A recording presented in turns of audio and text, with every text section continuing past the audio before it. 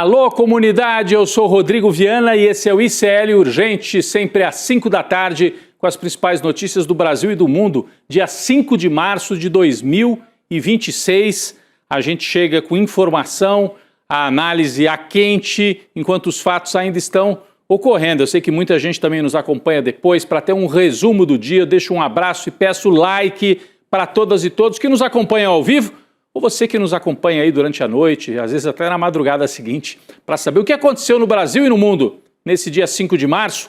E sempre com a gente a Laura Couto, que está na redação do ICL. Boa tarde, Laura. Rodrigo, boa tarde para você que está nos assistindo pelos canais do Instituto Conhecimento Liberta, Eduardo Moreira no YouTube e também pelos nossos canais parceiros. Também quero deixar um abraço aqui para quem está nos assistindo depois, na gravação, depois que essa live acaba. Aproveita que você está aqui, deixa seu like, se inscreve no nosso canal e comenta de onde você está assistindo o ICL Urgente hoje. Vamos lá, Rodrigo. Olá, boa tarde a todas e todos. O escândalo da milícia de Vorcaro já tem um morto. Infelizmente, aquele que era o operador do esquema de pagamento, de chantagem, de espionagem, em favor do Daniel Vorcaro do Banco Master, morreu dentro da Polícia Federal em Minas Gerais. Daqui a pouco vamos trazer mais detalhes sobre isso, é o nosso destaque. Muita gente falando em queima de arquivo, apesar da Polícia Federal falar oficialmente que foi um suicídio. Mas vamos acompanhar e trazer mais detalhes sobre isso. Bom, do luxo para o lixo, não é propriamente lixo, mas na situação dele, foi para a cadeia, né? Daniel Vorcaro, dono do Banco Master, foi transferido do Centro de Detenção de Guarulhos, na Grande São Paulo, para a penitenciária de Potim, que fica na região do Vale do Paraíba, no interior paulista. É uma penitenciária que está sendo transformada na nova prisão dos famosos, aí nesse município de Potim. Então, Vorcaro na cadeia, o cunhado dele, aí está a cadeia, né, para onde eles foram levados. O cunhado dele, Fabiano Zettel, também foi preso e também transferido para essa mesma penitenciária que a gente via ali as imagens da fachada. Está aí o Zettel, com essa cara de bad boy, né? Ele era o sujeito que fazia a administração da grana, é o cunhado.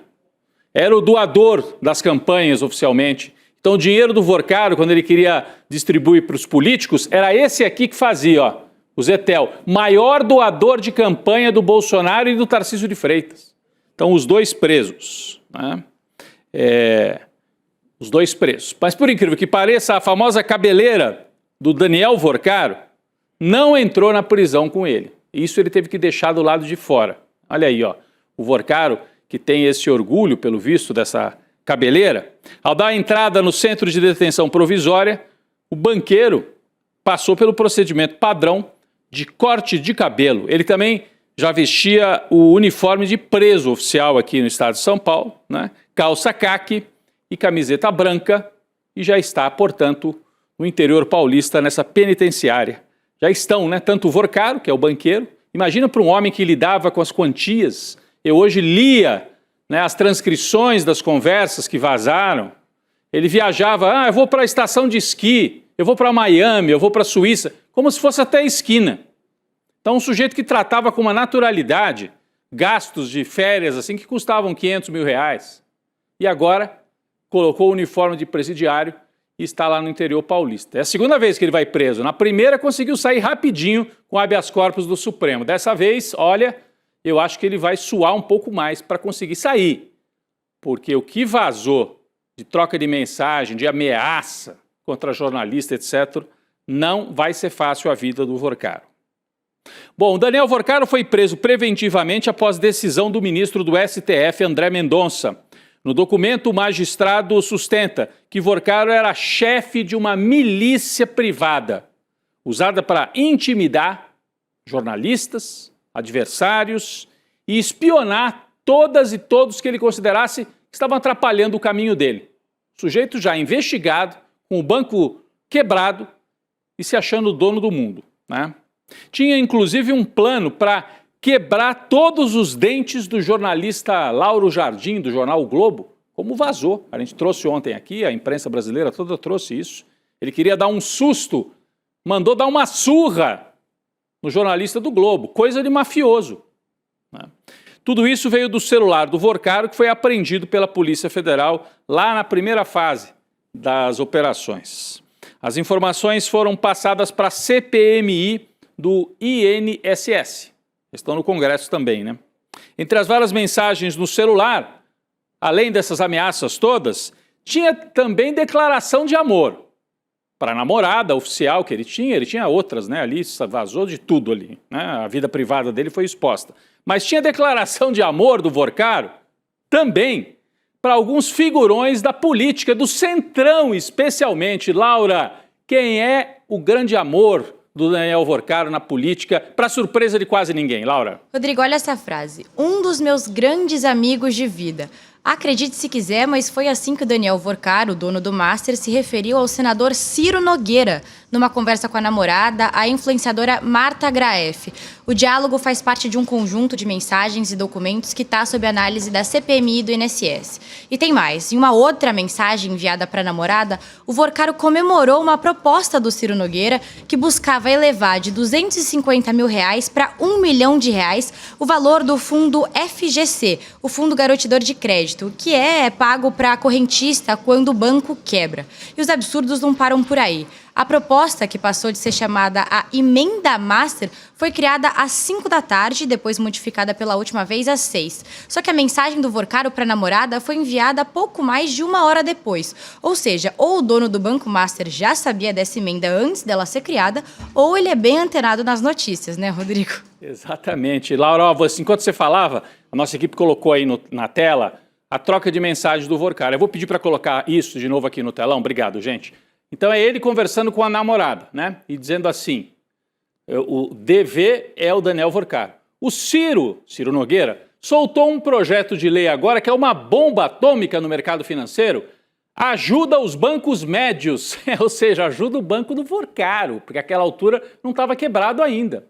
Então ele estava comemorando que o projeto do Ciro Nogueira era para ajudar os bancos médios, ou seja, ajudar ele mesmo. E diminui o poder dos grandes, está todo mundo louco, né? Então ele estava acompanhando passo a passo, deixando claro que o Ciro Nogueira jogava em tabelinha com o Vorcaro. Não era à toa que era o grande amigo, né? O grande amigo que eu tenho nessa vida. Amigo é amigo? É outra coisa aqui, né? Bom, se engana quem pensa que só o Ciro Nogueira está envolvido nos esquemas do Daniel Vorcaro, né? Outros documentos mostram que o presidente do União Brasil, Antônio Rueda, assim como o Ciro Nogueira, voou num helicóptero do dono do Banco Master. Olha os dois aí, os dois, ligadíssimos ao Jair Bolsonaro, voando nas asas do Banco Master. Nesse caso não eram asas, eram hélices, porque era no helicóptero. O registro está num e-mail enviado em 2 de novembro de 24 pela Prime U, empresa de aviação ou de gestão de aeronaves, da qual o Vorcaro era sócio. Ou seja, a empresa Prime U, né, faz aquele plano de voo e estão lá os nomes desses personagens. Aqui, o percurso é Cartódromo Ayrton Senna em São Paulo, né, viagem até o aeroporto de Congonhas. Estamos falando um trecho bem curto, que dá para fazer perfeitamente de carro em São Paulo, né? Mas eles gostavam de fazer de helicóptero porque são ricos e tinham uma ajudinha do banqueiro. Bom, quem é que voou? Aqui nós temos o mesmo percurso, no mesmo dia 3 de novembro de 2024, para 3 grupos diferentes. O primeiro voo tinha como passageiros Antônio Rueda e outros 7 convidados. O segundo voo tinha como passageiros Daniel Vorcaro e 7 convidados. E o terceiro levava apenas o Ciro Nogueira, segundo os registros que estão aqui, ó. Aqui sim estão os nomes dos passageiros, mas são relativos àqueles trechos que a gente acabou de mostrar aí na tela. Só para lembrar, né, gente? Quem voou também em aeronave do Vorcaro, ou da turma do Vorcaro? Nicolas Ferreira. Então, o Vorcaro, a operação política dele era com o pessoal da direita bolsonarista. E é com o pessoal da direita bolsonarista.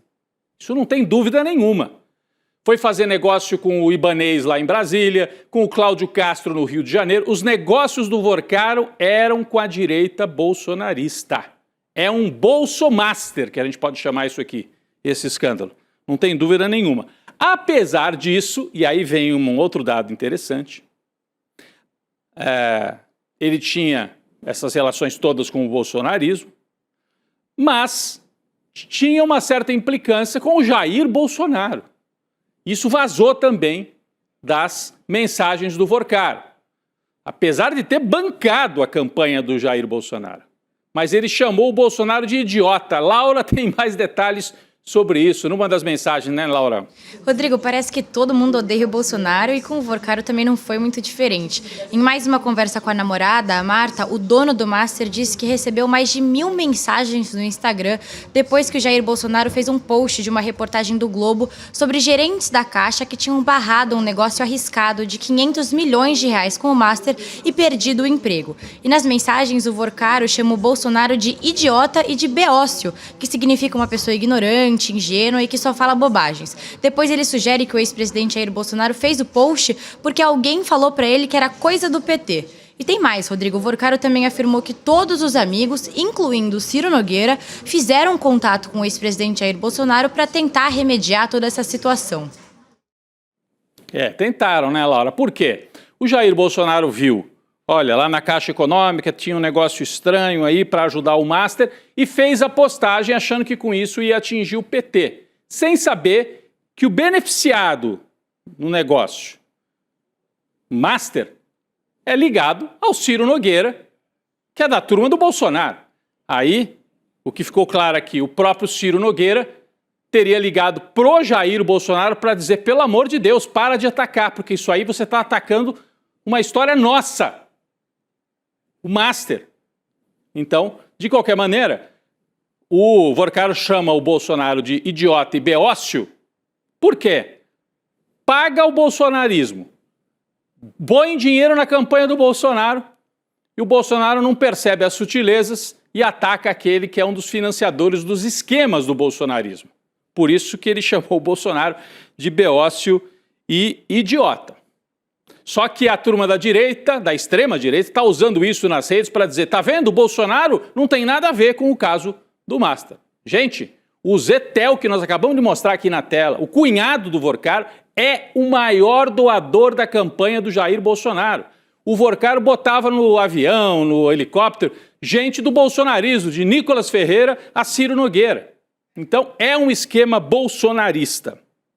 Bom, nessas mensagens que vazaram do Vorcaro, houve também a citação de um encontro com o presidente Lula, e isso é um fato. Também é um fato. Diferente de Bolsonaro, o Vorcaro não xingou o Lula. Até classificou a reunião como ótima, disse assim numa mensagem para... Essa aqui foi para a namorada também, né? Nossa, ele contava tudo para a namorada. A namorada era um arquivo aqui de tudo que acontecia nos bastidores da República, né? Classificou a reunião com Lula como ótima. As mensagens trocadas e tal, o dono do Master elogiou, diz que Lula chamou até o presidente do Banco Central, que tomaria posse, o Galípolo, para participar do encontro, além de 3 ministros. Na reunião, diz o Vorcaro, aqui estão as trocas de mensagens aqui na tela, teria reclamado com Lula sobre a concentração no mercado bancário no Brasil. O Lula teria respondido que esse é um tema a ser analisado pelo Banco Central, ou seja, tem que ser tratado de forma técnica. O Lula não se comprometeu com nada. Falou, olha, você tem um banco, se você tem questões aí, você trate no Banco Central. Ponto final. Acabou por aí, né? Tudo isso aconteceu antes da liquidação do Banco Master. Nas últimas 48 horas tem uma operação rolando na mídia tradicional brasileira e em alguns sites, aquele do Luiz Estevão é um deles, Metrópolis, na seguinte linha: esse é um escândalo que pega todo mundo. Pega a direita, mas veja bem, também tem o Lula, até se encontrou com o Vorcaro. Gente, repito, é uma operação para tentar empatar o jogo ou para até transformar o escândalo do Master num problema para o Lula, sendo que é a Polícia Federal no governo do Lula, o Banco Central no governo do Lula, que investigaram e que liquidaram o Banco Master, que era uma picaretagem que foi encoberta pelo bolsonarismo. Esse é o fato. Mas a gente tem que reconhecer que nas redes sociais, essa versão de que, veja bem, tem gente de todos os lados envolvida, isso está ganhando força. É uma tentativa de embaralhar o jogo. É uma tentativa que, claro, o PT não tem os meios de comunicação, A Globo não conta essa história que nós estamos contando aqui e outros sites ajudam a espalhar essa versão. Bom, nas mensagens, Vorcaro também relata encontros com Alexandre de Moraes. Outro fato. Laura Couto. Laura? Rodrigo, as conversas revelam que o Vorcaro tinha um nível de proximidade com o ministro do Supremo. Nos diálogos com a namorada, o dono do Master detalha encontros em locais privados, incluindo a residência do empresário, uma notícia que a gente já deu aqui no ICL Urgente. Em abril de 2025, o Vorcaro informou para a namorada de um encontro com Moraes perto da casa do banqueiro em Campos do Jordão, que fica na Serra daqui de São Paulo. O Vorcaro diz que o ministro está passando o feriado. E dias depois, o Vorcaro cita novamente o ministro na conversa com a namorada. E depois, em uma sequência de mensagens e chamadas de vídeo, o dono do Master confirma que o Moraes esteve na residência dele.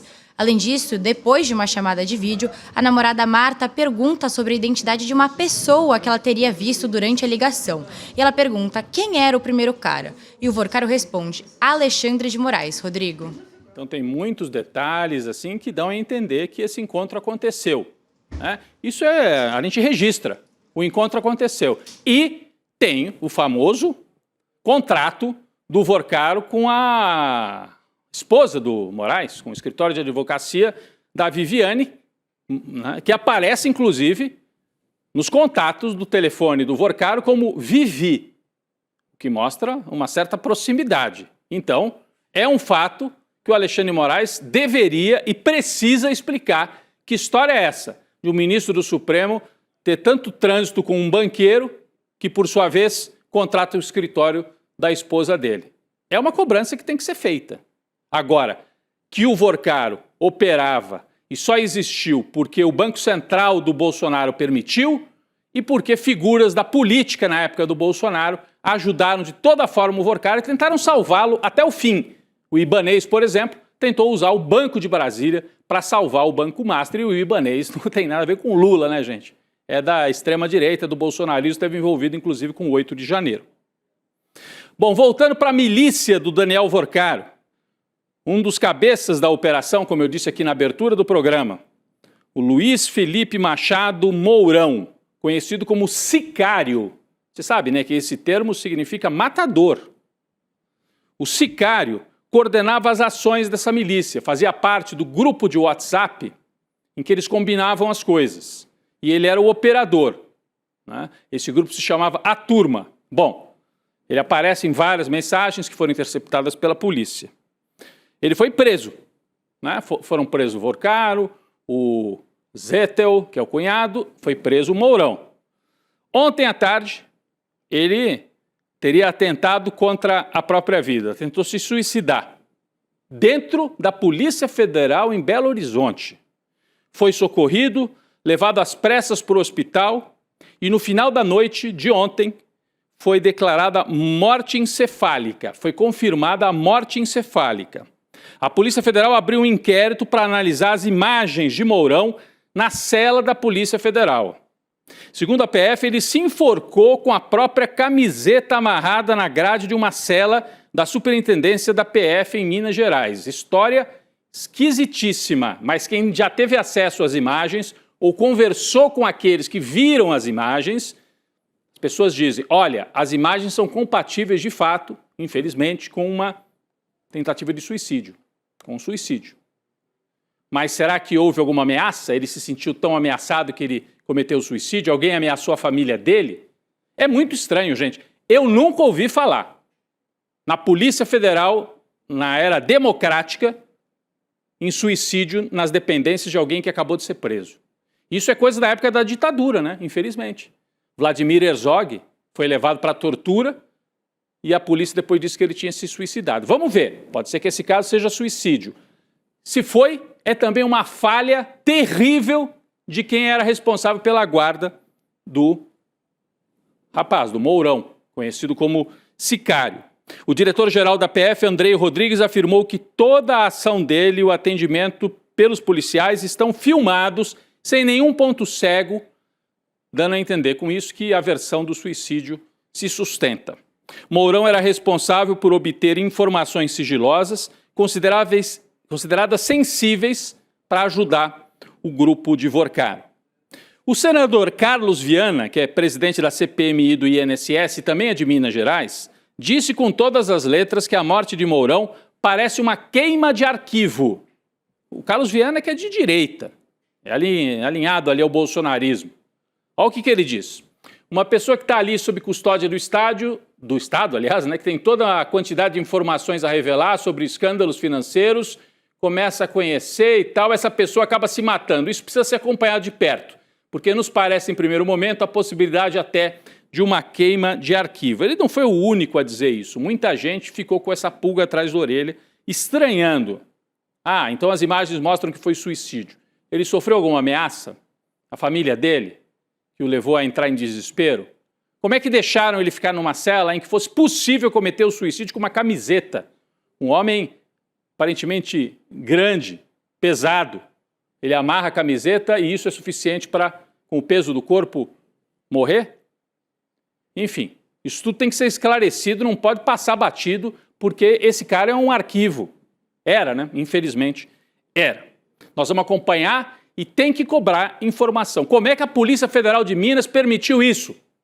Sendo que o próprio esquema do Vorcaro tinha infiltração na polícia. Então a gente tem o dever de suspeitar.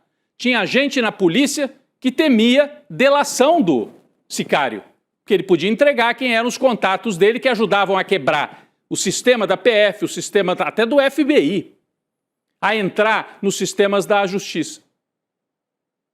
Então, tinha gente na polícia que temia a delação ou até o depoimento do sicário e agora ele não pode mais delatar, não pode mais prestar depoimento. É muito grave o que aconteceu em Minas Gerais.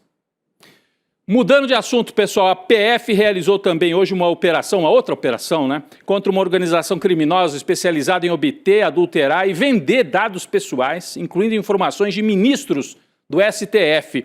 Entre as possíveis vítimas, Alexandre de Moraes, que também atua como relator nesse caso. As investigações começaram depois que a PF identificou a existência de uma base de dados extraoficial abastecida com informações obtidas por meio de acessos indevidos a sistemas governamentais. A Laura tem mais detalhes sobre esse caso também.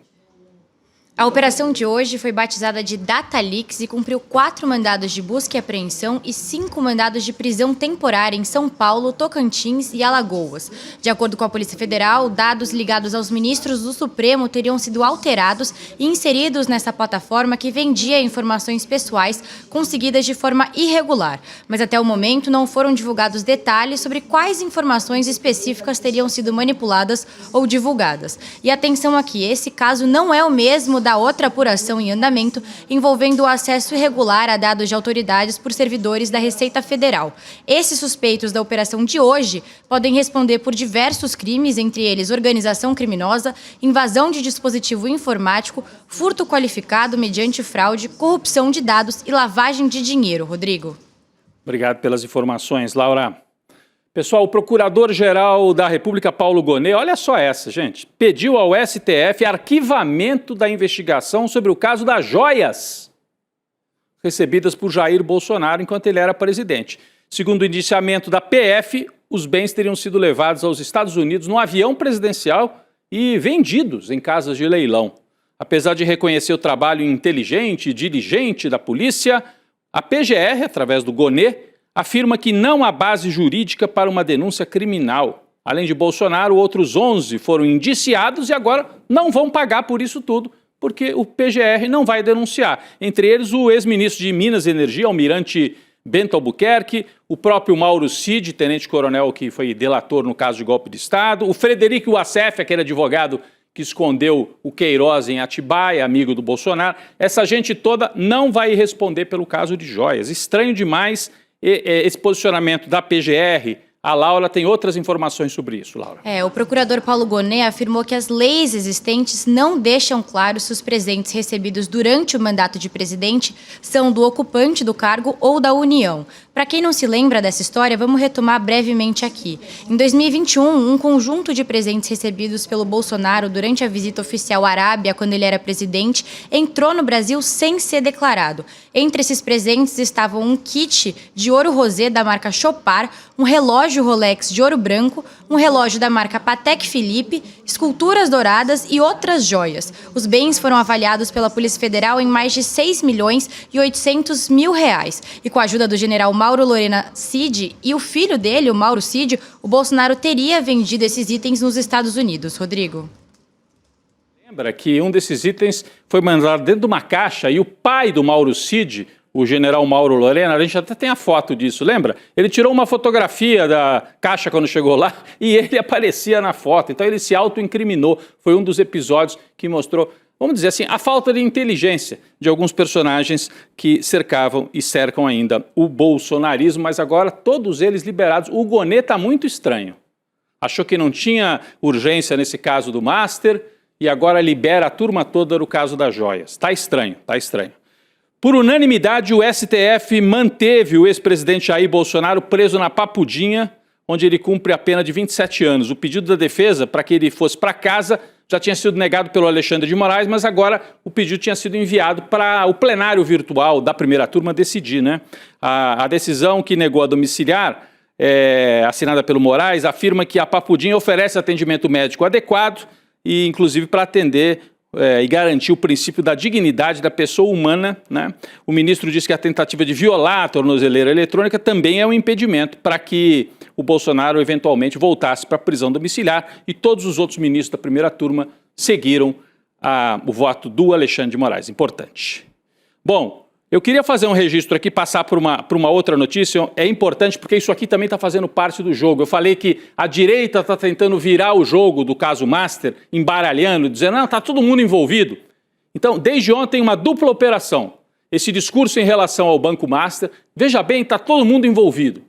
O que não é verdade, é o Bolsomaster, é um escândalo do bolsonarismo. Esse é o primeiro ponto. Mas a segunda parte da operação, desde ontem, que eu estou vendo na imprensa tradicional, é que começam a vazar os dados sobre o Lulinha, o filho do presidente Lula, dados retirados da quebra de sigilo que foi aprovada pela CPMI do INSS. Segundo o documento, e isso foi vazado no site Metrópolis, o site do senador condenado Luiz Estevão, o empresário filho do presidente Lula movimentou mais de 19 milhões em 4 anos. Movimentou. Movimentou quer dizer o dinheiro que entrou e o dinheiro que saiu. É bastante dinheiro em 4 anos? Para qualquer um de nós é. Para um empresário, e o Lulinha, goste-se ou não, é um empresário, gente. Bom, os valores se referem a débitos e créditos entre janeiro de 22 e janeiro de 26.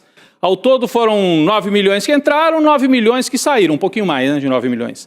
A defesa de Lulinha nega qualquer irregularidade. Por exemplo, não apareceu o careca do INSS depositando dinheiro, nem ninguém ligado ao careca do INSS. Laura, apareceram movimentações, um valor importante, nenhuma irregularidade, mas só esse zoom, é dinheiro, 19 milhões, já basta para fazer muito barulho nas redes sociais, Laura. Sim, Rodrigo, a maior parte das movimentações financeiras do Lulinha é de investimentos e também proveniente das duas empresas dele, a LLF Tech Participações e a G4 Entretenimento e Tecnologia. Essas companhias têm como atividade registrada a manutenção e serviço de tecnologia da informação, marketing e também consultoria e gestão empresarial. E no documento imposto da CPMI do INSS também constam 3 transferências feitas pelo presidente Lula, somando 721 mil reais. A maior delas, de 384 mil reais, aconteceu em julho de 2022. Rodrigo. Muito bem. Então a Laura detalha aí para a gente que tipo de movimentação que é das empresas e alguns depósitos feitos pelo pai, pelos parentes. Agora, uma nota importante, a gente está acompanhando esse caso a semana inteira, a Justiça do Rio autorizou agora à tarde um mandado de busca e apreensão contra um menor suspeito de participar daquela participar do estupro efetivo, estupro coletivo num apartamento em Copacabana. Policiais foram até o endereço dele, mas ainda não o encontraram. O jovem é considerado foragido. A solicitação foi feita pelo Ministério Público do Rio de Janeiro após o surgimento de uma segunda vítima que também denunciou o mesmo menor de idade num outro caso de estupro coletivo. Outros 4 acusados já se entregaram. Esses outros são maiores de idade, todos eles foram transferidos para a prisão. 2 dos acusados devem passar por audiência de custódia ainda hoje e, portanto, o menor está com pedido de mandado de apreensão e também vai pagar, a gente espera, por esse ato bárbaro. Laura, obrigado pela sua participação, atualizando as notícias aqui ao vivo com a gente. Obrigada, Rodrigo. Até amanhã. Até amanhã. Pessoal, você que acompanha o ICL todos os dias, Está sabendo que a gente lançou aqui a primeira inteligência artificial do mundo que valoriza os professores, aqueles que geram o conhecimento, o Oráculo ICL. Então, se você já é assinante do ICL, você pode entrar, o Oráculo está ali para você, na área dos membros, né, do ICL. Estou falando da plataforma de cursos. Se você não é ainda, é uma boa oportunidade para você assinar, para você virar membro do ICL. E aí você vai ganhar vários presentes, além da assinatura, além dos cursos, mais de 300, além de tudo que o ICL oferece, você vai ganhar. O livro É Só um Jogo, do Eduardo Moreira, que está na lista dos mais vendidos, hein? O clássico Realismo Capitalista, de Mark Fisher, e o Baralho do Conhecimento, uma homenagem aos professores do ICL. Como é que você faz, então, para se inscrever? Você digita iclurgente.com.br, está aqui na tela. Entra agora, ó. iclurgente.com.br, você vira sócio, você vira membro do ICL e você tem direito de entrar no Oráculo, que é uma ferramenta muito legal para acessar todo o nosso conteúdo. É isso aí, pessoal. O N2 vem aí com mais informação e análise. Daqui a pouco eu estou por lá. Até amanhã no ICL Urgente. As IAs genéricas aprenderam com a internet, e a internet está cheia de mentiras. Elas alucinam, inventam e propagam o caos. O Oráculo ICL é diferente. Ele não busca no lixo da desinformação. Ele foi treinado no pensamento crítico dos maiores intelectuais do Brasil. É a primeira IA com compromisso real com a verdade histórica. Não seja um passageiro dos algoritmos. Assuma o controle. Use a inteligência artificial para entender o mundo, não para ser enganado por ele. A revolução educacional é agora. Assine o ICL e acesse a verdade. E aí, Chico, vamos me contar, amigo? Velho, agora. Rapaz, que estampa é essa, rapaz? Gostou? Pô, Comprei na loja de ICL. pô, entrar agorinha. Vista a coragem. Leve a luta com você. Camisetas da comunidade mais corajosa do Brasil. Acesse souicl.com.br e garanta já a sua.